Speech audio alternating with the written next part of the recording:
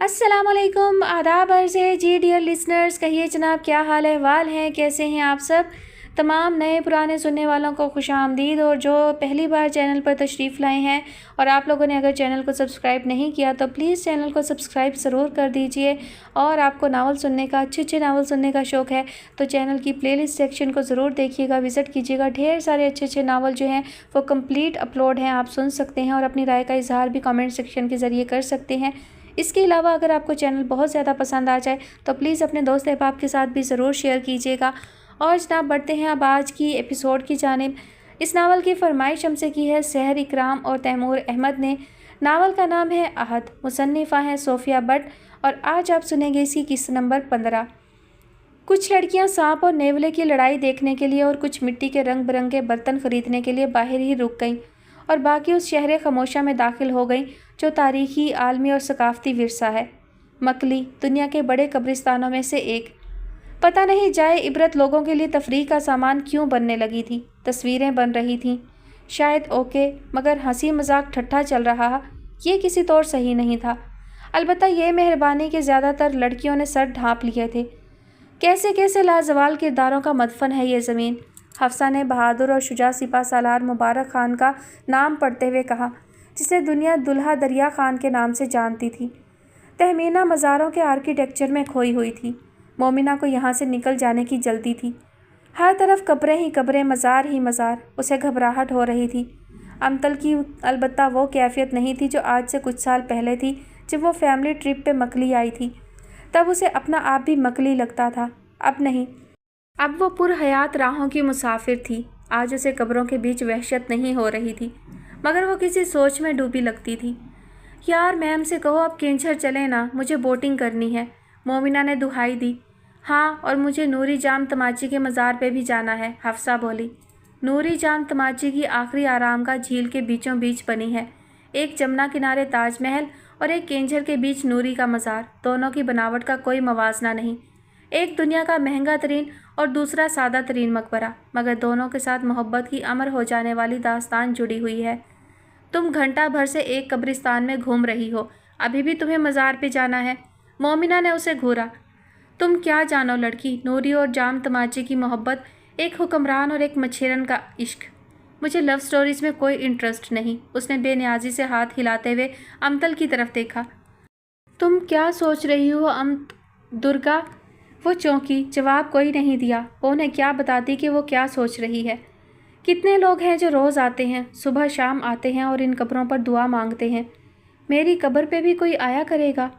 क्या दुनिया को कभी खबर पड़ेगी कि वो कोई देवी नहीं, एक अमतल है? मेरी कब्र बनेगी या राख? उसकी आंखों में नमी उतरती और वो पलकें झपक झपक कर उस नमी को बहते आंसू बनने से रोकती। ये देखो, लोग मज़ारों को भी नहीं छोड़ते, तहमीना एक दीवार पर हाथ फेरते हुए कह रही थी, जिसकी टाइल्स जाने कौन उखाड़ कर ले गया था। हाँ, तो चरसी मवाली भी लुढ़कते होते हैं इन्हीं कब्रों के पास। जब दाव चलता है या नशा सताता है तो दिखा देते हैं हाथ। हुक्मरान, शायर, मुफक्किर, जंगजू, जाने और कौन कौन दफन है यहाँ। यूनेस्को ने इस कब्रिस्तान को वर्ल्ड हेरिटेज करार दिया है, और हम इसके साथ क्या सलूक कर रहे हैं। हफ्सा ने अफसोस से सर हिलाया। यार चलो, अब्दुल्ला शाह साहबी के मज़ार पर चलते हैं। सब लड़कियां उसी तरफ जा रही हैं, अदी नज़ीर फातिमा के साथ। तहमीना ने वार्डन को लड़कियों के साथ उस तरफ जाते देखा तो जोश के साथ कदम बढ़ाए। क्यों, तुम्हें कोई मन्नत मांगनी है? हफ्सा ने मजाक में कहा। हाँ, जवाब संजीदगी के साथ आया था। उस दिन कब्रिस्तान से निकलकर केंचर झील की तरफ जाते हुए कई लड़कियों की कलाई में मन्नत के कड़े थे। वो मुतमईन थीं, उनकी मुरादें पूरी होने को थीं। नूरी के मज़ार पे पहुंचकर एक पुरानी शाम अमतल की निगाह में उतरी। पिछली बार जब वो लोग आए थे इस झील पे तो मोहब्बत की यादगार नूरी जाम तमाची के मकबरे पर गए थे। उस जगह जहां लोग मन्नत मांगते हैं अपनी मोहब्बत को पाने के लिए। उस जगह मोटर बोट में उसने जगदीश महेश्वरी को देखा था, जो लाजवंती के साथ माजी के उन इश्किया किरदारों से मिलने ऊपर नहीं गया था। वो मोटर बोट में बैठा रहा था अपनी साली के साथ, जिसे ऊपर चढ़ते हुए डर लग रहा था। वो और उसकी 2 कज़न्स भी ऊपर नहीं गई थीं। कज़न्स फ़ोटोग्राफी में लग गई थीं, वो भी बेदिली के साथ तस्वीर बनवा रही थी। जब हवा से बेकाबू होते बालों को समेटते हुए वो यूं ही मुड़ी थी। वहीं उस वक्त उसने देखा था जगदीश महेश्वरी और उसकी साली को नाजेबा इशारे करते हुए। वो शशतर रह गई थी। वो शख्स जिसने लाजवंती के ख़ानदान भर से लड़कर उसकी पहली मंगनी ख़त्म करवाकर اس کے عشق میں پاگل ہو کر اس سے شادی کی تھی۔ وہ شخص جس کی وہی بیوی منت مانگنے محبت کی یادگار پہ گئی ہوئی تھی، وہی شخص اسی بیوی کی بہن کے ساتھ۔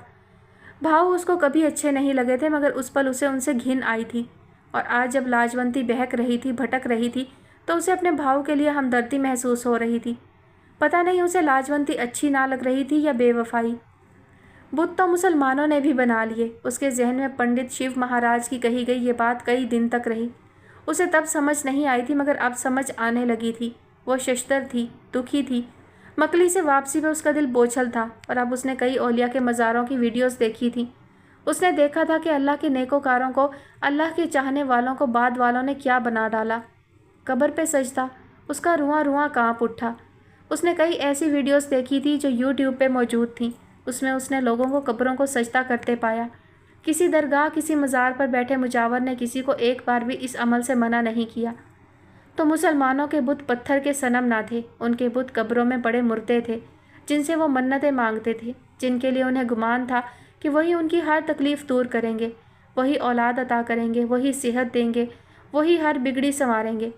انسان اپنی کم عقلی میں حد پار کر گیا۔ اس نے اللہ کے ولیوں، اللہ کے نیک بندوں کو وسیلہ بنانے کے بجائے کیا بنا ڈالا؟ اسلام میں تو تعظیمی سجدہ تک جائز نہیں، جیسا کہ فرشتوں نے حضرت آدم کو کیا، جیسا کہ حضرت یوسف علیہ السلام کے والد اور بھائیوں نے انہیں سجدہ کیا، جو صرف تعظیم کی غرض سے تھا، عبادت کی نیت سے نہیں۔ دین اسلام میں وہ بھی جائز نہیں۔ اب اس پہ ہر وقت جگدیش مہیشوری اور پری کی نظریں نہ رہتی تھیں۔ وہ بہت ساری اسی کتب کا مطالعہ کر سکتی تھی جو اس کے لیے کبھی ممنوع تھیں۔ اس کے لیے اسے لائبریری جانا نہیں پڑتا تھا، اس کا موبائل کافی تھا۔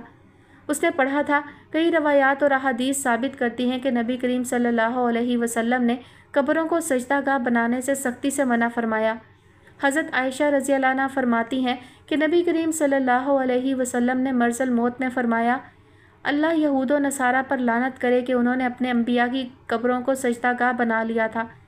حضرت جندم رضی اللہ عنہ فرماتے ہیں کہ نبی کریم صلی اللہ علیہ وسلم نے اپنے وصال سے 5 دن قبل فرمایا، تم سے پہلے امتوں کے لوگ اپنے انبیاء اور صالحین کی قبور کو بھی سجدہ گاہ بناتے تھے۔ خبردار تم قبور کو سجدہ گاہ نہ بنانا، میں تم کو اس سے منع کرتا ہوں۔ حضرت ابو ہریرہ سے مروی ہے، اللہ کے پیغمبر صلی اللہ علیہ وسلم نے فرمایا، اے اللہ میری قبر کو بت نہ بنانا، ان لوگوں پر لعنت ہو اللہ کی جنہوں نے اپنے انبیاء کی قبروں کو سجدہ گاہ بنا لیا۔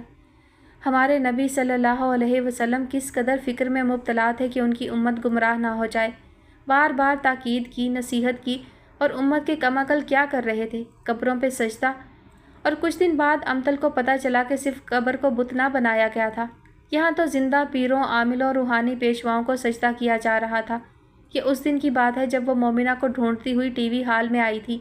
مومنہ ایک لڑکی کے ساتھ بات کر رہی تھی۔ اس نے اسے 5 منٹ انتظار کرنے کا کہا۔ اس دوران اس کی توجہ ٹی وی پر چلتے پروگرام پر مبذول ہوئی۔ میری 5 بیٹیاں ہیں، اس نے کہا کہ وہ مجھے بیٹا دے گا۔ کوئی عورت آنسو پونچھتے ہوئے اپنی غمگین داستان سنا رہی تھی۔ وہ ایک جعلی عامل کے ہاتھ زیادتی کا شکار ہوئی تھی، یہ یقین رکھ کر کہ اس عامل کی نظر کرم سے اسے بیٹا نصیب ہوگا۔ اے میرے اللہ، امتل سے سانس لینا دشوار ہوا۔ یہاں تو لوگ جعلی عاملوں کو بھی حاجت روا مانے بیٹھے تھے۔ پھر بات یہاں تک نہ رہی، وہ مزید گہرائی میں گئی تو اس نے یہ جانا کہ یہ آج کل کے بنے پھرتے دین کے علم بردار کئی روحانی پیشوا بت بنے بیٹھے تھے۔ اس نے ایسی ویڈیوز دیکھی جہاں ان کے آگے جھکا جا رہا تھا، اور وہ منع کرنے کے بجائے ان کے سر پر ہاتھ رکھتے تھے، انہیں ان کا ہر غم، ان کی ہر تکلیف دور ہونے کی نوید دیتے تھے۔ وہ کھلے عام کہتے تھے کہ ان کی طرف آؤ اور ہر من کی مراد پاؤ۔ او ربا، وہ لڑکی، وہ ایک امتل ششتر تھی کہ مسلمانوں کے پتھر مٹی کے اصنام یا سونے چاندی کی مورتیں نہ تھیں، ان کے بت انسان تھے، قبروں میں پڑے مردے تھے، جعلی عامل تھے، دین کو ٹکڑوں میں بکھیرنے والے سطحی پیشوا تھے، کرسی پر بیٹھے طاقتور تھے، خزانے کے منہ پر بیٹھے دولت مند تھے، بت بت ہی بت تھے ہر طرف۔ ڈیئر لسنرز، ابھی جن احادیث کا ذکر کیا ہے میں نے، ان کا حوالہ نمبر جو ہے یا کتاب کا نام کچھ بھی درج نہیں ہے، تو میں ان کی تصدیق یا تردید نہیں کروں گی۔ بات بے شک درست ہے، جائز ہے، ہم نے پڑھی بھی ہے، سنی بھی ہے، لیکن صحیح روایات کا ذکر کرنا بہت ضروری ہے، اور ایسی کوئی بھی بات یا ایسی کوئی بھی روایت بیان نہیں کرنی چاہیے جو نبی کریم صلی اللہ علیہ وآلہ وسلم سے منسوب نہ ہو۔ میں کیونکہ لا علم ہوں تو میں اس کی تصدیق بھی نہیں کروں گی، تردید بھی نہیں کروں گی، البتہ بات جو ہے وہ بالکل جائز اور درست ہے۔ پڑھتے ہیں واپس سے ایپیسوڈ کی جانب۔ 2 آنکھوں نے مسلسل اسے دیکھا تھا۔ اس کی کرسی پر وہ آ کر بیٹھا تو اس نیت کے ساتھ تھا کہ جو چند گھنٹے فرصت کے ملے ہیں ان میں کچھ پڑھ لے، مگر اب کتاب پر نظر جمائے رکھنا محال ہوا۔ کھڑکی سے نظر آتی لڑکی اسے ہمیشہ ہی مشکل میں ڈالا کرتی تھی۔ وہ اسے سامنے پا کر کوئی اور کام نہیں کر سکتا تھا۔ اس نے کتاب بند کر کے ایک طرف ڈالی اور کمرے سے نکل کر اس کے قریب آیا۔ وہ باتیں کر رہی تھی۔ اسے حیرت نہ ہوئی۔ یہ اس لڑکی کی پرانی عادت تھی۔ پہلے اسے لگتا تھا کہ یہ خود کلامی ہے، پھر آہستہ آہستہ بھید کھلا کہ وہ خود کلامی نہیں کرتی، وہ کسی سے باتیں کرتی ہے۔ کس سے کرتی ہے؟ یہ اسرار بھی اسرار نہ رہا۔ یہ راز بھی دھیرے دھیرے کھلا کہ وہ کس نام کی مالا جپتی ہے، اور وہ بے مزہ ہوا۔ اسے اس ہستی، اس ذات میں کوئی دلچسپی نہ تھی جو دیوی کو دنیا و مافیا سے بے خبر کر دیتی تھی۔ اسے لگتا تھا کہ ایسی کوئی ذات ہے ہی نہیں۔ وہ بت پرست بھی نہ تھا۔ اس نے کسی برہما، کسی وشنو، کسی شیو کی پوجا بھی کبھی نہ کی تھی۔ اگر کہا یہ جاتا کہ وہ بے دین ہے تو شاید مناسب رہتا۔ اگر کوئی بھگوان، کوئی خدا، کوئی گاڈ ہوتا زمین پر، انسان کا وہ حال ہوتا جو ہو رہا ہے۔ اس کا دین، دھرم، ایمان یہ لڑکی تھی جو اس کے سامنے بیٹھی تھی۔ اسے لگتا تھا کہ دنیا صرف اس لیے بنی کہ اس میں اس لڑکی نے رہنا تھا۔ مسکراہٹ صرف اس لیے بنی کہ اسے ان ہونٹوں پر سجنا تھا۔ آنسو اس لیے بنے کہ انہیں ان آنکھوں میں جھلملانا تھا۔ وہ اس سے زیادہ کچھ سوچ ہی نہیں سکتا تھا، کم سے کم اس لڑکی پر نظر پڑنے کے بعد تو بالکل بھی نہیں۔ وہ آہستہ آہستہ چلتا ہوا اس کے بالکل پیچھے آ کھڑا ہوا۔ کہنا تو اسے وہ چاہتا تھا جو کہہ نہیں پاتا تھا۔ پتہ نہیں کیوں ڈرتا تھا اس سے، اس کے رد عمل سے۔ غصہ تو اس کا سہ جاتا، اگر وہ خفا ہو جاتی تو کیا کرتا؟ خیر، امتحان اس سے بھی کٹھن درپیش تھا۔ وہ اپنی اوقات نہیں بھولتا تھا۔ ہاں، وہ بزدل تھا اور بزدلی کے سبق دیتا تھا۔ اسی بات پر خفا ہو کر اس کے کمرے سے نکلی تھی نا وہ اس دن۔ کیا کرے؟ غلام زادہ تھا، کولی تھا، شودر تھا۔ اسے آقا زادی سے محبت کرنے کا کیا حق تھا؟ حق تو راجیو کے پاس تھا جو آقا تھا، رائے تھا، برہمن تھا۔ یا شاید حق اسود کے پاس تھا جو چودھری تھا۔ آقا نہ تھا، برہمن نہ تھا، مگر اس کی سلطنت وہ نگر تھا جو ماروی کا ملیر تھا۔ یہاں آ کر وہ سب پہ سبقت لے جاتا تھا۔ وہ چودھری نگر کا چودھری سوریا بن بیٹھتا تھا جو دیوی کو فتح کرنے کی صلاحیت رکھتا تھا۔ وہ رام کولی آسمان سے تارے توڑ لاتا، وہ پہاڑوں کا سینہ چیر کر نہریں کھود ڈالتا، وہ مٹی ہو جاتا، خاک ہو جاتا، پھر بھی دیوی کی نگاہ میں سما نہ پاتا۔ وہ ایک دفعہ پھر حوصلہ ہار کر پلٹنے لگا جب اس کے کان میں دیوی کی آواز پڑی۔ وہ ششدر رہ گیا۔ وہ اپنے عہد سے کیا مانگ رہی تھی؟ کیا مانگ رہی تھی؟ رام کولی اسی جگہ منجمد ہو کر رہ گیا تھا۔ تم ایسا کرو کہ عبیرہ کے ساتھ چلی جاؤ۔ ہیں؟ اسے لگا اس نے غلط سنا ہے۔ اسود نے پھر اپنی بات دہرائی۔ ابو تو غصہ نہیں ہوں گے؟ نہیں، میں اور ابو عبیرہ کے فادر سے مل چکے ہیں، اچھی فیملی ہے، تم بھلے چلی جاؤ ان کے ساتھ۔ میں ہمایوں سے کہتا ہوں کہ وہ ابو کو بتا دے اور تمہیں شہر سے لے لے۔ ٹھیک ہے، وہ خوش ہوئی۔ آج تو غیر متوقع سی بات ہو گئی تھی یہ اس کے لیے۔ پورا ہاسٹل خالی ہو رہا تھا۔ سیمسٹر ایگزامز کے بعد زیادہ تر لڑکیاں اپنے اپنے گھروں کو چلی گئی تھیں۔ جن لڑکیوں کے پریکٹیکل یا پروجیکٹ رہ گئے تھے صرف وہی نظر آ رہی تھیں۔ امتل بھی آج چلی گئی تھی۔ وہ اس کے آخری پریکٹیکل تک رکتی مگر ممی کی طبیعت خراب ہونے کی وجہ سے چلی گئی۔ کل اس نے بھی فری ہو جانا تھا مگر اسود اب انٹرنشپ کے لیے کراچی ہوتا تھا۔ ساتھ ہی ساتھ وہ آئیلٹس کی تیاری بھی کر رہا تھا۔ وہ چاہتا تھا کہ اسے آسٹریلیا، کینیڈا یا امریکہ کے لیے اسکالرشپ مل جائے۔ اس کی مصروفیات آج کل بہت بڑھ گئی تھیں، اس لیے جب وہ فارغ ہوتا تھا تبھی مومنہ بھی گھر جاتی تھی، مگر اب ہاسٹل خالی ہو رہا تھا، وہ رک نہیں سکتی تھی۔ اور اسود کا کل آئیلٹس کا ٹیسٹ تھا۔ وہ سوچ رہی تھی کہ ابو یا ہمایوں کو ہی بلانا پڑے گا، مگر اسود نے خود ہی اسے عبیرہ کے ساتھ جانے کے لیے کہہ دیا تھا، اور عبیرہ کو جب اس نے بتایا تو وہ بڑا خوش ہوئی۔ تو تمہارے بھائی کو اعتبار آ ہی گیا مجھ پر؟ نہیں، اعتبار کی بات نہیں، ابو نے مجھے یونیورسٹی ہی اس شرط پر آنے دیا تھا کہ اسود بھائی میری پوری ذمہ داری اٹھائیں۔ اس نے شرمندہ سا ہوتے ہوئے وضاحت دی۔ آئی نو یار، مذاق کر رہی ہوں، عبیرہ نے چائے کا کپ اسے تھماتے ہوئے کہا۔ اگلے دن وہ اس کے ساتھ بدین آئی تھی۔ عبیرہ کا بھائی اسے لینے آیا تھا۔ مومنہ عبیرہ کی ممی، ڈیڈی اور چھوٹے بھائی سے پہلے مل چکی تھی۔ عامر سے وہ پہلی بار مل رہی تھی۔ ہاں، ذکر خوب سن چکی تھی۔ وہ آرمی میں کیپٹن تھا۔ اس سے مل کر مومنہ مرعوب سی ہوئی۔ اس کی شخصیت جاذب نظر تھی، اور پھر جو اس کے نام کے ساتھ کیپٹن لگا تھا تو مزید پرکشش لگنے لگا تھا۔ بھائی، مومنہ کو آرمی والے بڑے اچھے لگتے ہیں، کہتی ہے وطن کی خدمت سب سے زیادہ یہ لوگ کرتے ہیں۔ عبیرہ بھائی کو بتا رہی تھی اور وہ شرمندہ سی ہو کر کھڑکی سے باہر دیکھنے لگی تھی، جبکہ عامر قہقہہ لگا کر ہنسا تھا۔ اس کا مطلب ہے کہ مومنہ کی فیملی سے کوئی آرمی میں نہیں ہے۔ مومنہ نے حیران ہو کر اسے دیکھا۔ وہ کیسے جانتا تھا؟ واقعی ان کے خاندان میں کوئی بھی آرمی یا کسی بھی دوسری فورس میں نہیں تھا۔ بھائی وہی دیتے ہیں اتنی عزت جہاں آدھا خاندان آرمی میں ہو، وہاں کیا قدر؟ کیپٹن بنا تو جیسے معمول کی بات تھی، نہ ڈیڈی کی ایکسائٹمنٹ نہ خاندان بھر کی طرف سے کوئی شاباشی۔ کہہ تو ٹھیک رہے ہیں آپ بھائی، عبیرہ ہنسی۔ افسردہ نہ ہو، قدر کرنے والے بیٹھے ہیں آج آپ کے ساتھ۔ یہ بتائیں کہ لنچ کہاں سے کروا رہے ہیں آپ؟ جہاں کہو، اس نے جواب دیا۔ عبیرہ مختلف جگہوں کے نام گنوانے لگی۔ عبیرہ کھانا گھر جا کر کھا لیں گے، دیر ہو جائے گی۔ مومنہ کہیں رکنا نہیں چاہتی تھی، پتہ نہیں کیوں اسے گھبراہٹ سی ہو رہی تھی، شاید اس لیے کہ پہلی بار باپ بھائی کے بنا سفر کر رہی تھی۔ ہمایوں کے ساتھ بھی وہ سفر کر چکی تھی مگر اس کے ساتھ گھبراہٹ نہیں ہوتی تھی۔ فکر نہ کریں، آپ سے بل نہیں لیں گے، جواب عامر کی طرف سے آیا تھا۔ نہیں ایسی بات نہیں، اس نے ہاتھ آپس میں ملتے ہوئے کہا۔ بیک ویو مرر سے اسے دیکھ کر وہ جانے کیوں ہنس دیا تھا۔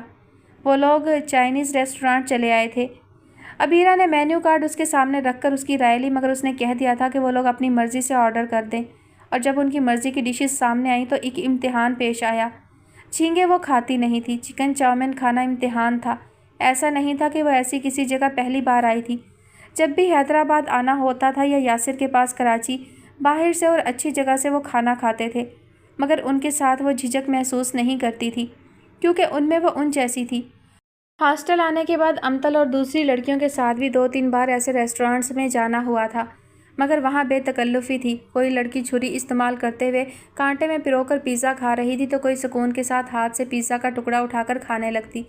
چکن چاؤمن میں کچھ نوڈلز کچھ گرتے کچھ منہ میں جاتے، آدھے منہ سے باہر لٹکے رہ جاتے، مگر وہ سب ہنستی کھاتی، کوئی مسئلہ نہیں ہوتا تھا۔ مگر یہاں مسئلہ تھا۔ امتل، حفصہ یا کسی بھی دوسری لڑکی کے ساتھ وہ خود کو پینڈو محسوس نہیں کرتی تھی مگر کیپٹن عامر کے سامنے محسوس کر رہی تھی جو اطمینان سے کھا رہا تھا۔ ان بہن بھائیوں سے وہ مروب ہوتی جا رہی تھی۔ کیا بات ہے مومنہ، تم کچھ کھا کیوں نہیں رہی ہو؟ عبیرہ اس کی مشکل سے آگاہ نہیں تھی اس لیے بار بار اصرار کر رہی تھی۔ کھا رہی ہوں۔ اس نے فرائیڈ رائس کے ساتھ تھوڑا سا چکن منچورین لیا تھا، وہی دانہ دانہ چگ رہی تھی۔ پلیٹ صاف ہوتے ہی وہ اٹھ کھڑی ہوئی۔ میں ذرا ہمایوں کو بتا دوں کہ مجھے دیر ہو جائے گی۔ وہ موبائل لیے ذرا پرے چلی گئی۔ عامر نے ایک نظر اٹھا کر اسے دیکھا اور پھر کھانے کی طرف متوجہ ہو گیا۔ مومنہ کو لگ رہا تھا کہ کھانا ختم ہوا تو شرمندگی بھی ختم ہوئی، مگر ایسا کب تھا؟ ایک اور شرمندگی تھی نا، چودھری ہمایوں سلیمان۔ عامر نے پیشکش کی تھی کہ وہ اسے اس کے گھر تک چھوڑ دیں گے مگر اس نے منع کر دیا تھا۔ گھر کوئی مہمان کیا آ جاتا تھا، ایک کے بعد ایک ملنے چلا آتا تھا اور مہمان چاہ کر بھی تعداد گن نہیں پاتا تھا، اور ہر ایک کے تعارف کا الگ مرحلہ، یہ میری یہ چچی، یہ میری وہ چچی، یہ اس چاچو کا بیٹا، یہ اس چاچو کی بیٹی۔ اوپر سے گاڑی میں آئے مہمانوں کا سواگت کرنے تو پھپھو فردوس بھی دوڑی چلی آتی تھیں۔ نہ بھائی، اسکول کالج کے تجربے بہت تھے۔ ہر چند کے دوست نے کہتی کہ انہیں اس کے گھر آ کر سب سے مل کر بہت مزہ آتا ہے۔ اسے لگتا تھا کہ وہ مذاق کر رہی ہیں۔ اس نے عبیرہ اور عامر کو منع کر دیا اور گاڑی اس طرف لے جانے کو کہا جدھر ہمایوں موٹر سائیکل لیے اس کا انتظار کر رہا تھا، اور اس پر پہلی نظر پڑتے ہی اسے سمجھ نہ آیا کہ منہ کہاں چھپائے یا کھڑی کھڑی چودھری ہمایوں سلیمان کو چچا زاد ماننے سے ہی انکاری ہو جائے۔ کہہ دے کہ یہ جو سلیٹی رنگ کے عام سے قمیض شلوار میں ملبوس پسینہ پسینہ ہوتا شخص کھٹارا سے موٹر سائیکل سے اتر کر ان کی طرف بڑھ رہا ہے، جس کے پیروں میں پڑے سینڈل مٹی سے اٹے پڑے ہیں، وہ اسے نہیں جانتی، مگر دیر ہو چکی تھی۔ چودھری ہمایوں سلیمان اخلاق کا پیکر بنا بڑے جوش کے ساتھ کیپٹن عامر حبیب اللہ سے مصافحہ کر رہا تھا۔ جانتی تو ہو تم، آج کل دھول مٹی کا جھکڑ چل رہا ہے، پھر نہر کے کچے رستے پر موٹر سائیکل دوڑاؤ تو ایسے ہی جوتے مٹی سے بھر جاتے ہیں۔ ہمایوں مومنہ کی خفگی دور کرنے کی کوشش کر رہا تھا اور اس کوشش میں اپنی امی کو خفا کر رہا تھا۔ ایک تو صبح شام ان سب کے فرمان جاری رہتے ہیں، ہمایوں یہ کرنا ہے وہ کرنا ہے، میرا بیٹا نہ ہوا غلام ہی ہو گیا ان لوگوں کا۔ اپنے بیٹوں نے زندگیاں سنوار لینی، ایک کراچی چلا گیا بیوی کو لے کر، دوسرے نے باہر چلے جانا ہے، اور میرے بیٹے کو انہوں نے شہر سے گوٹھ اور گوٹھ کے چکر ہی لگواتے رہنے ہیں پوری عمر۔ اوپر سے اس شہزادی کے نخرے ایسے کہ ختم ہی نہیں ہوتے۔ باپ سے کہتی کار بھیج دیتا، جہاز بھیج دیتا اسے لینے کے لیے، میرے بیٹے کو کیا سنا رہی ہے؟ آسیہ نے جی ہی جی میں تل ملاتے ہوئے مومنہ کو دیکھا۔ انہیں ہمایوں کی منکسرانہ اور ان کی اپنی نظر میں غلامانہ سوچ بالکل نہیں بھاتی تھی۔ جتنا وہ کماؤ پوت تھا اس لحاظ سے تو اسے راجہ بنا کر تخت پر بٹھانا چاہیے تھا، پر نہ جی، کسی کو چھینک بھی آ جاتی تو ہمایوں کی طرف دیکھتا کہ اب وہ شہر جائے اور گولی لے کر آئے۔ आसिया सबके सामने तो कुछ नहीं कहती थी, मगर अपने बच्चों के सामने बड़बड़ाती रहती थी। इसका असर हुमायूं और बाबर पर तो ना होता था, अलबत्ता उनकी सोच किसी हद तक गुल चेहरा में भी मुंतकिल हुई थी। उसे भी लगता था कि उसके भाई ने सबके काम आ आकर अपनी कदर कीमत ही घटा ली है। यासिर भाई या असवद भाई जो आते थे तो सब उनके आगे पीछे फिरते थे, उनकी खिदमत करते थे, उनसे कोई काम नहीं कहते थे। उसे फिर भी यासिर और असवद से इतनी चिढ़ ना थी, क्योंकि वो हुमायूं के अच्छे दोस्त थे और हर काम में उसके मशवरे को अहमियत भी देते थे। उसे बुरी मोमिना लगती थी जो उसके भाई के साथ बड़ा हितक आमीज़ रवैया रखती थी। चलो, मिट्टी भरे जूतों की वजह तो आपने बता दी, अब ये हारियों जैसे कपड़े पहन कर आने की क्या ज़रूरत थी, ये बताना पसंद करेंगे आप? मोमिना का गुस्सा था कि ख़त्म होने को ना आ रहा था।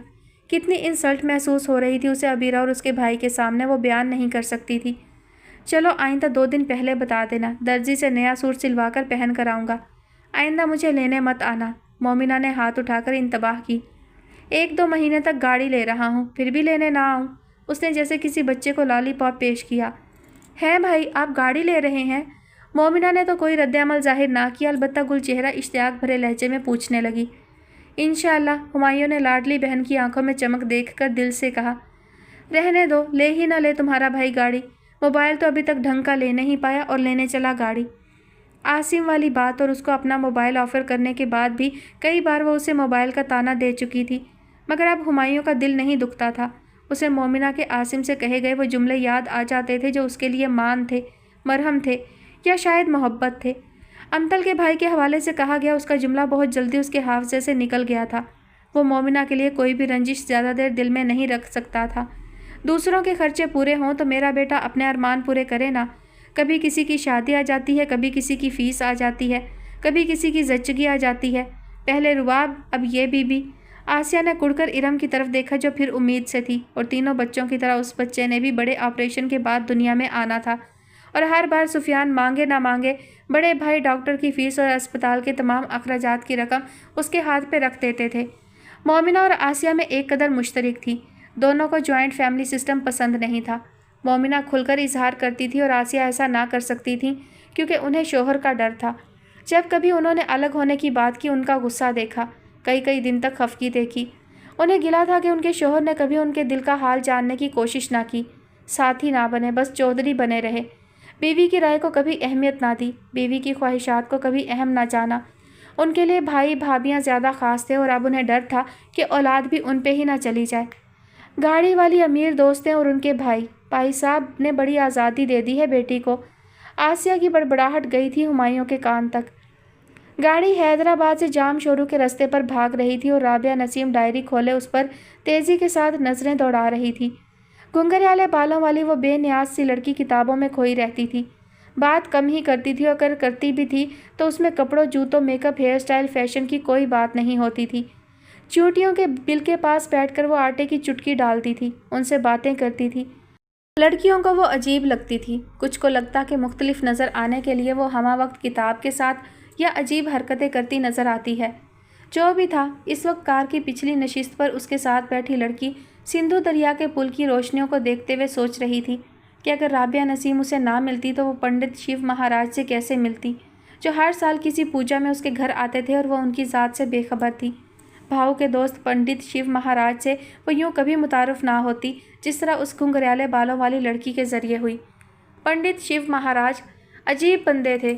आज जब हैदराबाद उनके लेक्चर के बाद राबिया के साथ उनसे मिली और राबिया हिंदी में उनके दिए गए टास्क को पूरा करने में मगन हुई, तो वो उसकी तरफ मतवज्जा हुए थे और उससे भाऊ और मम्मी का अहवाल पूछने लगे थे। तब वो उस मौजू पे आई थी जो हफ्सा के रूम में डिस्कस हुआ था। हिंदू अपनी लड़कियों की शादी कुत्तों के साथ कर देते हैं। उसे अभी तक यकीन न आता था कि इंसान इतना गिर सकता है। गैर फितरी शादियाँ तो ईसाई यहूदी भी करते हैं। अपने कुत्ते, अपनी डॉल्फिन, अपने बछड़े अपनी रज़ाई के साथ शादी कर लेते हैं, ये भी बड़ी धूमधाम के साथ। उसकी आंखें खुली की खुली रह गईं। उसको यकीन ना आता था। फिर औरत औरत से शादी करती है, मर्द मर्द के साथ, ये फितरी है क्या? वो चुप थी, बिल्कुल चुप। और गैर फितरी शादी तो मुसलमान भी करते हैं। जी नहीं, उसका फौरी रद्द-ए-अमल सामने आया। उसकी चुप ख़त्म हुई। पंडित शिव महाराज मुस्कुरा दिए। उसे उनकी मुस्कुराहट बुरी लगी। आप ऐसा कैसे कह सकते हैं? क्या सबूत है आपके पास? सबूत भी है, जवाब भी है। मगर पंडित शिव महाराज बताएगा या कोई भी दूसरा हिंदू तो तुम्हें बुरा लगेगा। तुम्हें हिंदू धर्म बुरा लगता है, इसलिए इसके खिलाफ जितना भी कोई बोले तुम्हें नागवार नहीं गुजरता, फ़ौरन मान जाती हो, बल्कि तुम्हारे अंदर कहीं खुशी उतरती है। तुम्हें इस्लाम से मोहब्बत है, इसलिए मुसलमानों का कड़वा सच बयान करूँगा तो तुम्हें बुरा भी लगेगा और तुम मानोगी भी नहीं, इसलिए जवाब तुम्हें खुद ही ढूंढना है। राबिया कोई मुश्किल तो नहीं आ रही? उन्होंने उसे जुस्तजू में लगाकर राबिया को पुकारा, जो दूर बैठी अपना टास्क पूरा कर रही थी। अजीब है ये पंडित शिव महाराज, इनकी बातों को तो सीरियस लेना ही नहीं चाहिए। ये शायद मुझे इस्लाम की तरफ से मुतनफ़र करना चाहते हैं, भाऊ ने कहा होगा इन्हें। उसने सोचा और सीट की पुश्त के साथ टेक लगाते हुए जामशोरू फाटक पे जमा होती गाड़ियों को देखने लगी, जो रेलगाड़ी के गुजर जाने के इंतज़ार में थीं। पंडित जी सही कहते हैं, राबिया ने डायरी से सर उठाते हुए अपना चश्मा नाक पर सही करते हुए कहा। वह एक झटके से मुड़ी और राबिया को देखने लगी। क्या? मरी मरी सी आवाज़ में पूछा। मुसलमानों में भी होती हैं गैर फितरी शादियाँ। अमतल को लगा कि सांस लेना दुश्वार हो गया। रेलगाड़ी गुजर रही थी, उसकी मखसूस छुक छुक थी, गाड़ियों और रिक्शों के हारन थे। उसे गुमान हुआ कि कुछ गलत सुन लिया, मगर रेलगाड़ी गुजर जाने के बाद, फाटक क्रॉस कर लेने के बाद, गाड़ियों के इज़्दिहाम से निकल आने के बाद, हॉस्टल को जाती सड़क पर गाड़ी आ जाने के बाद, राबिया नसीम ने अपना जुमला दोहराया। मतलब मर्द और मर्द की शादी, औरत और औरत की शादी। उसकी आवाज़ मज़ीद घुट गई। राबिया ने बैक व्यू मिरर से उसे देखा। मगरिब की नकाली में तबाह होते मुसलमान शायद ये भी करते होंगे, मगर मैं किसी और गैर फितरी निकाह की बात कर रही हूँ। एकदम अमतल का दिल चाहा कि राबिया चुप हो जाए, जल्दी से हॉस्टल आ जाए, ये मौजू यहीं ख़त्म हो जाए, वो कोई और बात ना करे, ख़ास तौर पर राम के सामने, एक हिंदू के सामने। लेकिन आसमान उसके सर पर तब आ गिरा जब उस हिंदू ने ही गुफ्तगू में हिस्सा ले लिया। जगदीश महेश्वरी ने दुर्गा के लिए घर खरीदा था। मम्मी खुश थी और हैरान ज़्यादा। उनके बेटे को अपनी बहन की परवाह थी, ख्याल था, वरना ज़्यादातर हिंदू सोना और सिर्फ सोना बनाते जाने को तरजीह देते हैं। निचले तबके का हिंदू भी दिन में 500 कमाए तो 100 बचाकर इतनी रकम इकट्ठी कर लेता है कि आधा तोला ही सही सोना उसकी मलकियत में हो। सोना खरीदने को वो बहुत फोकियत देते हैं, अक्सर इसलिए कि बेहतरीन सेविंग है ये, और कई इसलिए कि उनके दिल में कहीं ना कहीं ये ख्याल रहता है कि कभी इस देश में उनके लिए हालात साजगार ना रहे, कभी अचानक उन्हें यहाँ से निकलना पड़ा तो घर साथ नहीं जाना, सोना चला जाएगा। हर चंद के वो जानते हैं कि पाकिस्तान में कभी उनके साथ हिंदू होने की बिना पे इम्तियाजी सलूक नहीं हुआ, उनके साथ वो ज्यादती नहीं हुई जो भारत में मुसलमानों के साथ होती है। यहाँ उन्हें तहफ़्फ़ुज़ हासिल है, बराबरी के हकूक़ हासिल हैं। कारोबार हो या तालीम, उन्हें सताया नहीं जाता, उनके हकूक़ सल्ब नहीं किए जाते। कोई भी बोर्ड हो, सिंध की कोई भी यूनिवर्सिटी हो, रिज़ल्ट्स में हिंदू तलबा टॉप पर दिखाई देते हैं। हिंदू डॉक्टर्स की बड़ी तादाद हर शहर में मौजूद है। कारोबार में भी वो किसी से पीछे नहीं। सिर्फ झंडे में ही सफ़ेद रंग अक़लियतों के लिए नहीं है, ज़र्फ़ में भी उनके लिए बड़ी जगह है। जगदीश महेश्वरी ने भी बहन के लिए 150 तोले सोना ले रखा था, जहेज़ में कार भी देने का इरादा रखता था, और अब घर भी ले लिया। मम्मी खुश थी और हैरान ज़्यादा। पति परमेश्वर के गुजर जाने के बाद, जगदीश का दुर्गा के साथ सलूक देखने के बाद उन्हें कभी ना लगा था कि वह बहन के बारे में इतना सोचता होगा। बेशक राम महेश्वरी बहुत कुछ छोड़ गए थे, मगर गायत्री देवी को दिल में कहीं ना कहीं ये खदशा रहता था कि जगदीश उन माँ बेटी को हर शय से महरूम ना करता जाए। सारी पावर्स उसके पास ही तो थीं, सारा कारोबार, सारा पैसा उसी के हाथ में था, लेकिन अब वो मुतमईन थी, और जहाँ तक बात है उनकी बेटी की, तो उसे तो कोई बात खुशी ही ना करती थी। सोने के ढेर को उसने कभी खुशी, जोश, बेकरारी के साथ छूकर ना देखा। हर साल गैराज में खड़ी नई चमकती गाड़ी को आंख भर ना देखा, और अब जब उसने सुना कि उसके लिए घर खरीदा गया है तो वो बड़बड़ाई। एक और कब्र। गायत्री देवी के गुमान में भी ना था कि उनकी बेटी महलों के ख्वाब नहीं देखती, बल्कि एक ऐसे छोटे से घर की ख्वाहिश रखती है जिसमें फूल हों, तितलियां हों, रंग हों, खुशियां हों और राम कोहली हो। हाँ ठीक है, मगर ऐसा घर जिसमें राम कोहली हो, रंग, फूल, तितलियां, खुशियां, तो फिर खुद ब खुद बख्त बन जाने थे। असल आरजू तो कुछ और थी, और ऐसा घर जगदीश महेश्वरी ने नहीं खरीदना था, राम कोहली ने बनाना था। ऐसा घर जहाँ भगवान ना हो, गीता ना हो, रामायण ना हो, जहाँ वो देवी ना हो, मन माही राम ना हो। उसका सपना एक ऐसा आशियाना था जहाँ एक अमतल हो, एक अब्द हो, जहाँ तौहीद हो, जहाँ नमाज हो, जहाँ कुरान हो। हाँ, एक ऐसा घर। पूजा की दावत का सोच रही हूँ मैं, इसी महीने रख लें, पहले ही देर हो गई। पहले वो हनीमून पे चली गई, फिर उसके ससुर की डेथ हो गई। मम्मी ने मशवरा मांगा तो वो चौंकी। मम्मी ने अपनी बात दोहराई। मम्मी, राजीव मुझसे खफा है, उसने आहिस्ता से बताया। क्यों? मम्मी फ़िक्रमंद हो गई। मैंने पूजा के संगीत पे उसके साथ डांस नहीं किया था ना। ओह, तो अभी तक छोड़ी नहीं उसने वो बात? मम्मी के पूछने पे उसने नफ़ी में सर हिलाया। तुमने सॉरी किया? मैं सॉरी किस लिए करूं मम्मी? इस बात के लिए कि मुझे डांस नहीं आता? तुम्हें सीख लेना चाहिए दुर्गा। वो उन्हें बताना चाहती थी कि वो डांस क्यों नहीं सीखेगी, मगर खामोश रही। अब वो अपनी किसी भी बात से मम्मी को तकलीफ़ देना नहीं चाहती थी। उसे उनकी आंखों में आंसू मुस्तरिब करते थे। वो जानती थी कि ऐसा वक्त आएगा जब मम्मी उसकी वजह से बहुत रोएंगी। इसलिए जब तक उन्हें पता नहीं चल जाता कि वो चौधरी नगर में क्या कर आई है, तब तक वो उन्हें छोटी छोटी तकालीफ से बचा सकती थी। आज जगदीश आए तो करती हूँ बात दावत की। मेरा तो ख्याल है उसने तुम्हारे लिए जो घर लिया है उसी में रख ली जाए दावत, तो कैसा रहेगा? राजीव को भी अच्छा लगेगा और उसका मूड भी ठीक हो जाएगा, मम्मी ने उठते उठते कहा। जैसा आपको ठीक लगे मम्मी। उसकी इतनी ताबेदारी भी गायत्री देवी को फ़िक्रमंद कर डालती थी। दुर्गा, क्या बात है, तुम्हें खुशी नहीं हुई तुम्हारे भाई ने तुम्हारे लिए घर लिया? घर, गाड़ी, सोना, मोबाइल, जो भी वो तुम्हारे लिए लेता है तुम खुश नहीं होती? और वो मामूली सी बालियाँ, आर्टिफिशियल, उन्हें तुमने संभाला हुआ है क्योंकि उस तोहफे में कोई दिखावा नहीं। उसका जवाब गायत्री देवी को लाजवाब कर गया था। खुर्रम भाई तो ठीक है ना तुम्हारे साथ? हाँ, मगर खाला बात नहीं कर रही हैं। फातिमा रो पड़ी थी। बाकायदा मना नहीं किया गया था, फिर भी खाला तक ये बात पहुंच गई थी कि मोमिना ने आसिम के लिए इनकार कर दिया है और अब फातिमा को ससुराल में मुख्तलिफ रवैये देखने को मिल रहे थे। आसिम, खाला और खालू नाराज़ थे, जबकि सालिहा बाजी और खुर्रम ने इस इनकार को मोमिना का हक़ समझकर कबूल कर लिया था। ओह फातिमा, प्लीज़ रो तो नहीं, मुझे फ़िक्र हो रही है। ऐसा ना हो मैं जज्बाती होकर तुम्हारी मोहब्बत में हाँ कर डालूं। मोमिना सीधी हो बैठी। इतना तुम किसी की मोहब्बत में जज्बाती नहीं होती हो। फातिमा रोते रोते हंस दी। आह, अफसोस, मोमिना हैदर को कोई समझ ही नहीं पाता, उसने आह भरी। फिर हिबा की बातें बताकर उसे हंसाने लगी।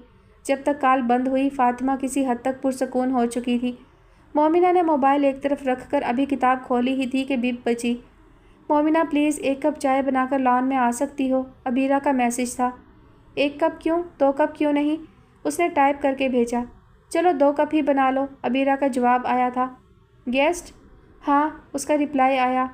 वो उठकर अबीरा और उसके गेस्ट के लिए चाय बनाने लगी। हॉस्टल में अक्सर लड़कियां अपनी दोस्तों या रूममेट्स की मुलाकात के लिए आने वाले उनकी अम्मी, अब्बू या बहन भाइयों के लिए चाय या रिफ़्रेशमेंट वगैरह का इंतज़ाम कर देती थीं ताकि उनकी दोस्त या रूममेट अपनी फैमिली के साथ आराम से वक्त गुजारे। चाय बनाकर उसने 2 जिन्नाती साइज़ के मगों में उंडेली, एक छोटी सी ट्रे में मग रखे और लान में चली आई और यहाँ आकर गड़बड़ा गई। कैप्टन आमिर हबीबुल्ला सामने बैठा था। मैं तो जूस लेकर आई, मगर भाई का चाय का मूड हो रहा था। अबीरा उठकर उसकी तरफ आई और उसके हाथ से ट्रे लेते हुए कहा।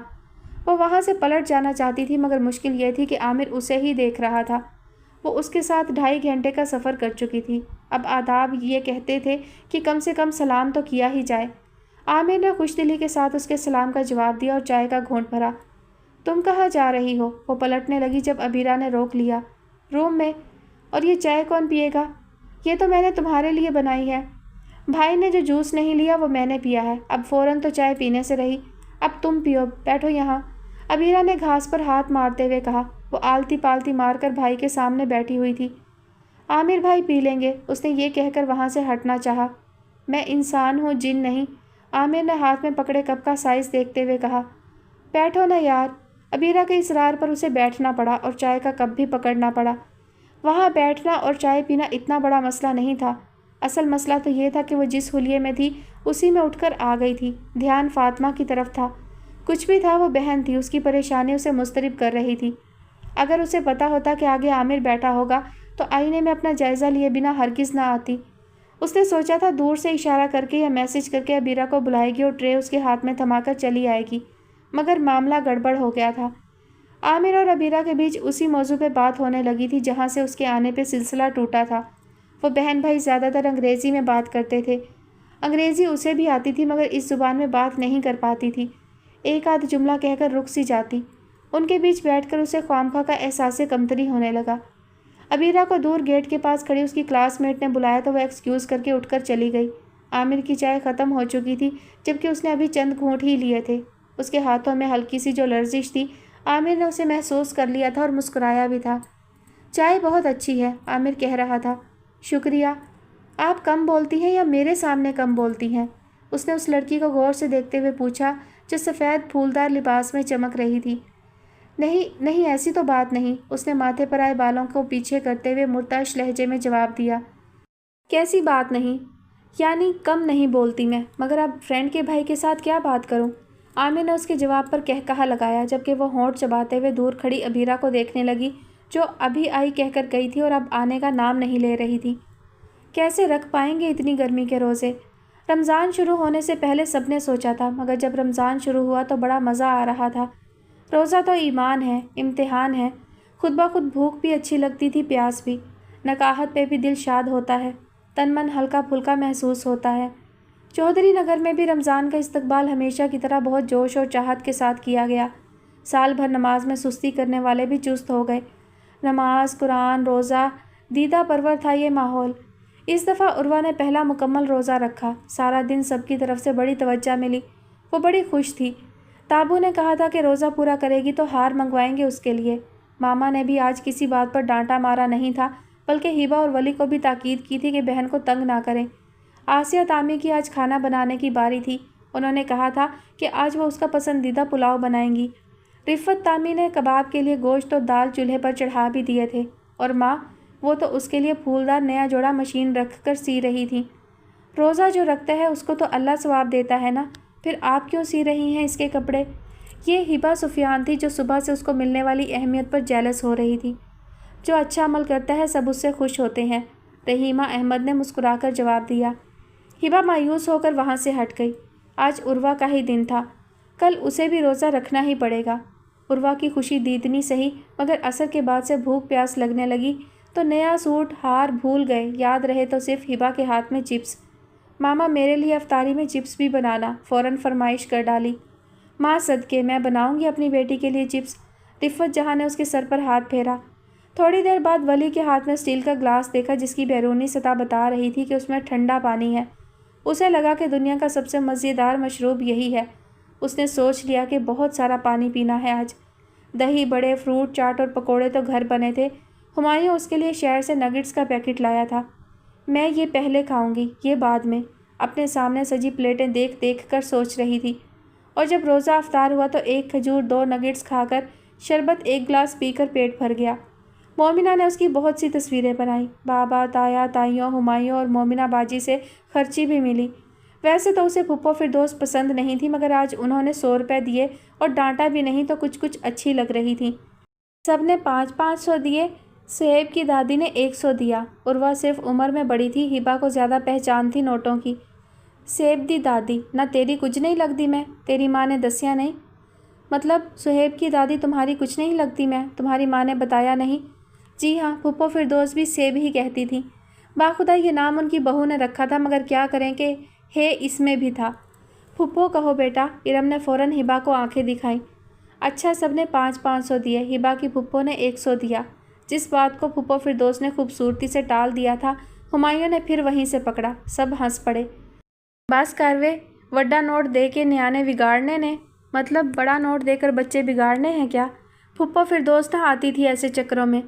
انہی ہنستے مسکراتے چہروں میں بیٹھی رحیمہ احمد کو یاد آتا تھا وہ دن جب امطل احد نے پہلا روزہ رکھا تھا اور چودھری نگر سے تقریباً 150 کلومیٹر دور عمر کوٹ کے ایک محل میں بیٹھی راجکماری گھٹنوں میں سر دیے آج اپنی بے بسی پر آنسو بہا رہی تھی۔ 3 روزے اس نے چپکے سے رکھ لیے تھے۔ ممی جب بھی ناشتے پر بلاتی وہ کہہ دیتی کہ صبح جلدی اٹھ کر کچھ کھا لیا تھا، ابھی جی نہیں چاہ رہا۔ ممی خاموشی سے پلٹ جاتی، لیکن 3 رمضان کو بھاؤ نے اس کی کمی کو محسوس کر لیا تھا اور ناشتہ کرتے ہوئے پاروں کو بھیج کر اسے بلایا تھا۔ کیا بات ہے، آج کل تم نظر نہیں آ رہی صبح میں؟ بھاؤ، میں نے جلدی اٹھی تھی تو چائے لے لی تھی، ابھی کچھ کھانے کو دل نہیں چاہ رہا۔ جواب دیتے ہوئے اس کا لہجہ مرتعش تھا۔ ٹھیک ہے، مت کھاؤ، مگر یہ حلوہ چکھو، ممی نے بہت اچھا بنایا ہے۔ بھاؤ نے حلوے کی پلیٹ اس کی طرف بڑھائی۔ بھاؤ، اسے سمجھ نہ آئی وہ کیا کہے کیا کرے۔ یہ اس نے چکھا ہوا ہے۔ لاجونتی نے ہاتھ بڑھا کر حلوے کی پلیٹ پیچھے کی۔ اس کی سانس بحال ہوئی۔ اس نے سلائس کو کترتے ہوئے گہری نظر سے دیکھا۔ اس ٹیبل پہ بہت کچھ ایسا ہے جو تم نے نہیں چکھا ہوگا۔ خیر، کل سے جلدی مت اٹھنا۔ اس کی آنکھوں میں واضح پیغام تھا کہ وہ بچہ نہیں اور نہ ہی ممی کی طرح بے وقوف ہے۔ جی، وہ پلٹی۔ जगदीश महेश्वरी ने खशमगी नज़रों से बीवी को घूरा और मोबाइल की तरफ मतवज्जा हो गया। वो दिल ही दिल में लाजवंती की ममनून हुई, मगर ये तय था कि वो अब लगातार रोज़े नहीं रख पाएगी। इन बरसों में रोज़े आ भी तो गर्मियों की छुट्टियों में रहे थे। हॉस्टल में होती तो कोई मसला ही ना था। तो आज सुबह शहरी का अलार्म बजता रहा। रात का कमरे में लाकर रखा सेब बेड साइड टेबल पर पड़ा रहा। वो चादर में मुंह दिए पड़ी रही। उसका तकिया भीगता रहा। नमाज में भी यही हाल रहा। नाश्ते की मेज़ पर गई तो नवाला भी हलक में उतारते हुए खुद से शर्म आई। पानी का घूंट भी नदामत के एहसास से दो चार कर गया। खाने का ज़र्रा ज़र्रा पानी का कतरा कतरा मैदे पर भारी हो रहा था। वहाँ चौधरी नगर के सुरमई घर वाले गेट में अगर किसी वजह से कोई रोज़ा नहीं रखता था तो भी सबके सामने खाता पीता नहीं था। बच्चों को भी रोज़े के एहतराम का सबक दिया जाता था। बेबसी के एहसास के साथ आंखें बार बार भीगती रहीं और वो बमुश्किल ये नमकीन पानी अपने अंदर उतारती रही। सारा दिन उसने एहतजाजन मम्मी से भी कोई बात ना की। मोमिना का मैसेज आया कि आज उर्वा ने पहला रोज़ा रखा है तो उसे रह रहकर अपना पहला रोज़ा याद आया, जब माँ ने खुशी में उसका जामनी रंग का सिल्क का नया कुर्ता पजामा सिया था। बाबा औताक से उठकर बार बार घर आते, बेटी को प्यार करते, उसकी फ़िक्र भी करते। उनके यहाँ रोज़ा कुशाई की बाकायदा तकरीब नहीं होती थी, मगर सादा तरीके से उस दिन को ख़ास ज़रूर बना दिया जाता था। उसके लिए हार आए थे, सबसे खर्ची मिली थी। सैफ़ी भाऊ दोस्त से डिजिटल कैमरा भी लेकर आए थे। कैमरा याद आते ही उसने अपना मोबाइल निकाला और जल्दी से गैलरी में जाकर वो फ़ोल्डर खोला जिसका नाम माँ बाबा था। जल्दी जल्दी स्क्रॉल करते हुए उसमें से वो तस्वीर निकाली जिसमें वो माँ और बाबा के बीच बैठी थी हार पहने। ये सब तस्वीर उसे असवद ने मेल की थी उसके कहने पर। बहुत देर वो तस्वीर नमकीन पानियों में भीगती रही। फिर उसने मोबाइल एक तरफ रखकर चेहरा घुटनों पर टिका लिया। मेरे आहद, मेरा इम्तिहान शेब अभी तालिब में महजूर ख़ानदान बनी सल्लल्लाहु अलैहि वसल्लम से ज़्यादा बड़ा नहीं। मुझ पर सितम इस्लाम की राह में सऊबतें बर्दाश्त करते सहाबा इकराम से ज़्यादा नहीं। फिर मैं क्यों हिम्मत हारने लगती हूँ? मेरे रब मुझे हौसला दे, इस्तकामत दे। पहले उसे लगता था कि वो दुनिया की मज़लूम तरीन इंसान है, मगर तारीख़ इस्लाम पढ़ने पर एहसास हुआ कि ये तकलीफ़ें, ये सऊबतें तो कुछ भी नहीं उसके मुकाबले में जो इससे पहले अहद अहद कहने वाले सह चुके। ये सोच एक अमतल को ताज़ा दम कर दिया करती थी। अहद के साथ दुख सुख करने वाली एक बार फिर मुस्कुराकर उठ खड़ी होती थी। अभी भी ऐसा ही हुआ। वो आंसू बहा बहा कर मुस्कुराने लगी थी और पीछे कमरे की खिड़की से झांकता शख्स इस मंजर का आदी था। उसे उस पल भी उस ज़ात से हसद महसूस हुआ जो उसकी देवी के लब की मुस्कान थी। क्या वो राम कोहली भी कभी अपनी देवी के होंठों पर तबस्सम बनकर बिखरेगा? सवाल और ख्वाहिश फिर इकट्ठे मन में शोर मचाने लगे। कपड़े निकालते हुए उसकी नज़र स्याह रंग के शापर पर पड़ी तो उसने हैंगर वापस अलमारी में लटकाया और शापर उठा लिया। उसको खोलकर उसके अंदर पड़ी शय को निकाला। वो एक ठोस और भारी सी चांदी की नथ थी। उसे अपनी माँ याद आई और बहुत याद आई। सुबह शाम आते जाते नहर को तकती होगी, उसके किनारे से उतरकर कोर्ट की तरफ मुड़ने वाले हर चेहरे में उसका चेहरा तलाशती होगी। मुंह में नवाला भी डालती होगी तो उसे याद करती होगी। उसने नथ वापस शापर में रखकर उसे अलमारी में रखा और सामने पड़ा दूसरा शापर उठा लिया और उसमें हाथ डालकर आसमानी रंग का मर्दाना सूट निकाला। उसे अपना बाप याद आया और बेइंतहा याद आया। हाथ जोड़कर घर से निकाला था, कान से पकड़कर वापस क्यों नहीं बुला लेता उसे? याद तो करता होगा वो भी उसे। खेत में पसीना बहा बहा कर 2 घड़ी जब सस्ताने को बैठता होगा, रात में मच्छर के खाने पर जब आँख खुलती होगी, भाइयों के दौड़ते भागते बच्चे जब देखता होगा, उसे याद तो करता होगा। भला कौन बाप बेटे को घर से निकाल कर सुकून से बैठता होगा? घर से निकालने पर बस होता है, याद पे दिल पे तो बस नहीं होता ना। कभी तो सीने पे हाथ रख कर जेरे लब ही सही कहता होगा, मारो डीकरो। ये वो 2 लफ्ज़ थे जिनको सुनने की चाह में राम कोहली ने माहों साल गुजारे थे।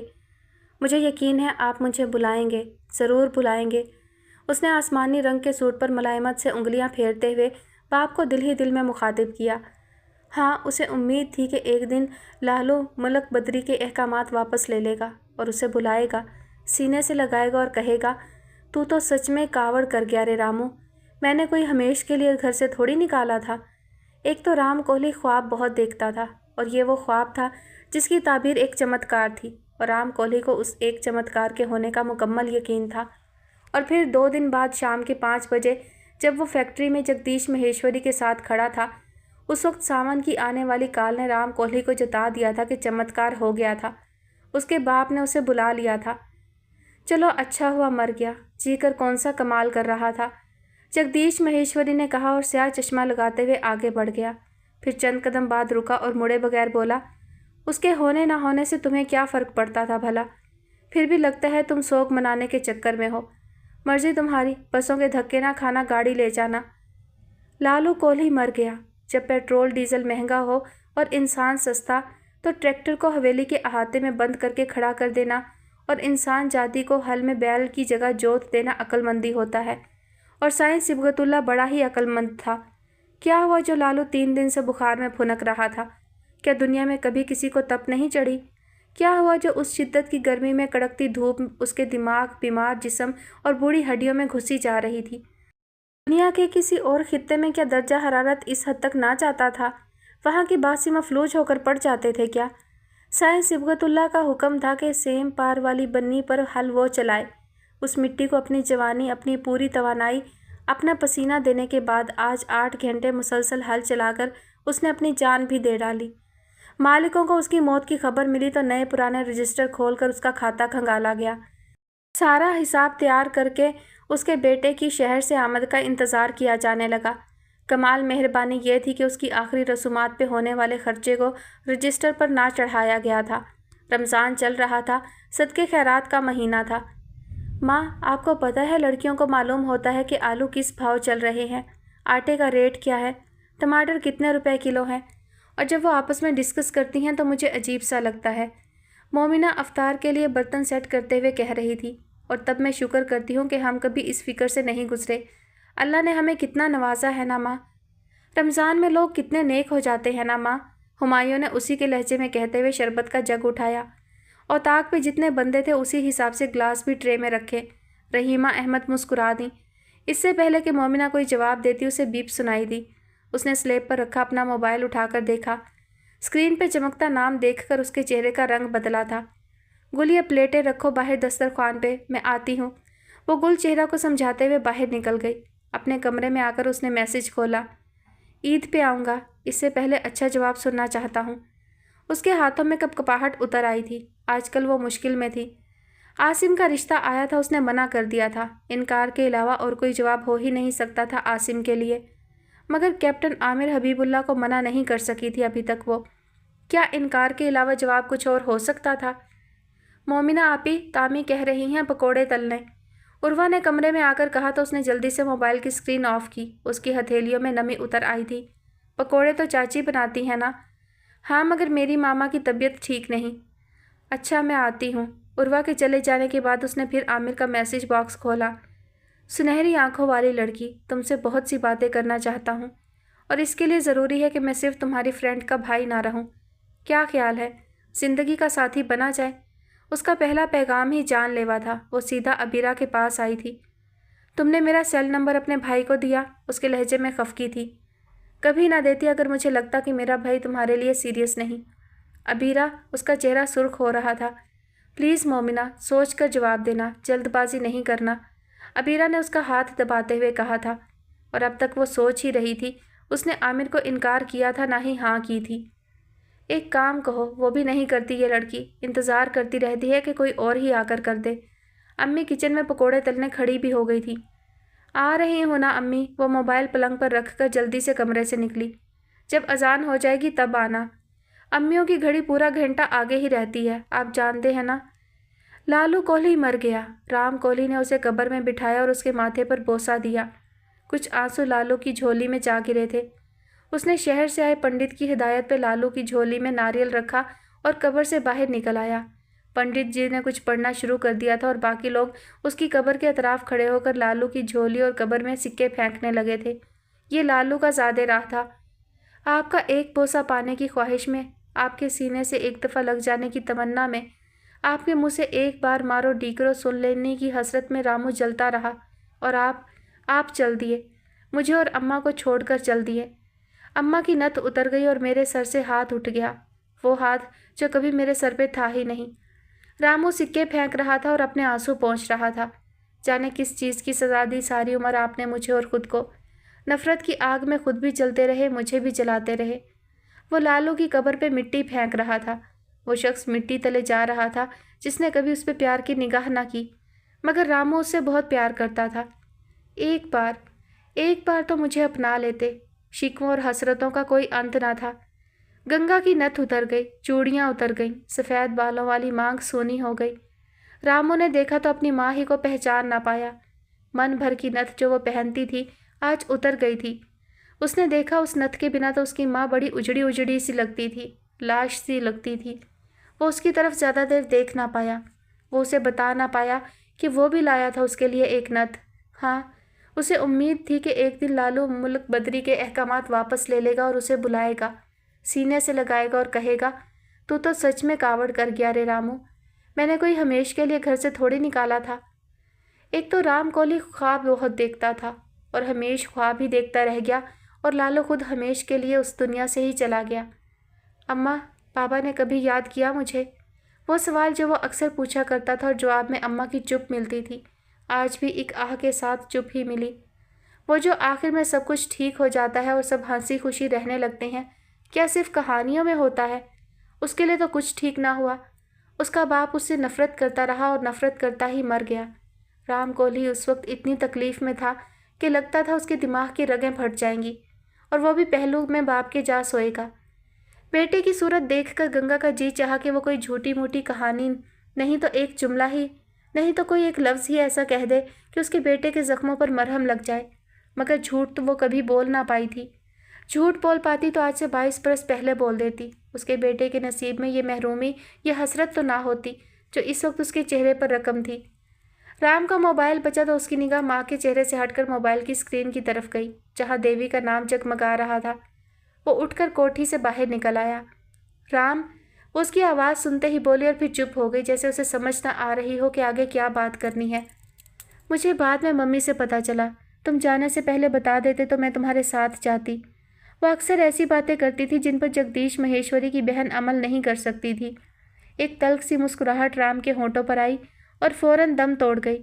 اسے جگدیش مہیشوری کے لفظ یاد آئے، اس کے ہونے نہ ہونے سے تمہیں کیا فرق پڑتا تھا بھلا؟ وہ جگدیش مہیشوری کو کہہ نہیں پایا کہ اسے فرق پڑتا تھا، بہت فرق پڑتا تھا۔ ٹھیک ہے آج تک وہ اس سے ملنے نہیں آیا، ٹھیک ہے پچھلی بار اس نے اسے ہاتھ جوڑ کر گھر سے ہی نکال دیا، ٹھیک ہے رامو کے ہونے نہ ہونے سے لالو کو کوئی فرق نہیں پڑتا تھا، مگر لالو کے نہ ہونے سے رامو کو بہت فرق پڑتا تھا، بہت۔ کچھ بولو نا رام۔ دوسری طرف وہ اس کی مسلسل چپ پر پریشان ہو رہی تھی۔ گایتری جی کیسی ہیں؟ اسے اپنی باتیں کرنی نہیں آتی تھیں۔ وہ ٹھیک ہیں، تمہارے لیے پریشان ہے۔ وہ پھر چپ ہو گیا۔ واپس کب آؤ گے رام؟ اس کی آواز میں انتظار تھا، بے قراری تھی۔ پتہ نہیں، تم ایسا کرنا اماں کو ساتھ لے آنا، اب وہاں کیسے رہیں گی اکیلی؟ وہ اس کے لیے اور اس کی ماں کے لیے پریشان تھی، اور کوئی موقع ہوتا تو وہ شانت سا ہو جاتا، مگر اس وقت اس کا غم تھا کہ کم ہونے کو نہ آتا تھا، اس کی محرومی تھی کہ ہمیشہ کے لیے باقی رہ گئی تھی۔ کوئی شے زور سے زمین پر ماری گئی جو دروازے کے ساتھ ٹکرا کر باہر کو گری۔ سب نے اپنے اپنے کام سے دھیان ہٹا کر سفیان کے کمرے کی طرف دیکھا۔ دروازے سے باہر فرش پر ٹکڑوں کی صورت بکھری وہ شے موبائل تھی۔ اس کے فوراً بعد سفیان کمرے سے نکلا اور رحیمہ احمد کی آواز دینے کے باوجود رکا نہیں، موٹر سائیکل نکال کر چلا گیا۔ پیچھے ارم نے ولی کو تھپڑ مار کر کمرے سے نکال دیا تھا۔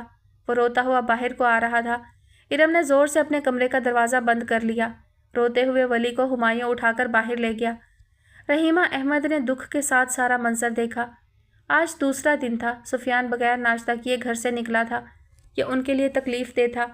اس تیور کو انہوں نے بیٹا سمجھ کر پالا تھا۔ ان کی شادی کے سال بعد ہی ان کی ساس کا انتقال ہو گیا۔ باقی دونوں دیوروں کا خیال بھی رکھا انہوں نے، مگر سفیان کے لیے ان کے دل میں مامتا تھی جو ابھی بھی ختم نہ ہوئی تھی۔ ارم اور اس کے بیچ انبن ان کو تکلیف دیتی تھی۔ بابر موبائل، بیٹری اور بیک کور کو اٹھا کر جوڑنے لگا۔ اسکرین پر کئی دراڑیں آ گئی تھیں، پتہ نہیں اب چلتا بھی کہ نہیں۔ یہ سفیان چاچو کا موبائل تھا جو اب ارم کے زیر استعمال رہتا تھا۔ ارم پھر ہیبا اور عروہ کے اسکول واپس آنے کے بعد ہی کمرے سے نکلی تھی۔ ان کے لیے کھانا ڈالا اور پھر بچوں کو لے کر کمرے میں گئی اور اندر سے کنڈی لگا لی۔ ولی چلاتا رہا، اندر مار کھاتا رہا۔ رات سفیان آیا، اس نے بھی اپنا غصہ بچوں پر ہی اتارا۔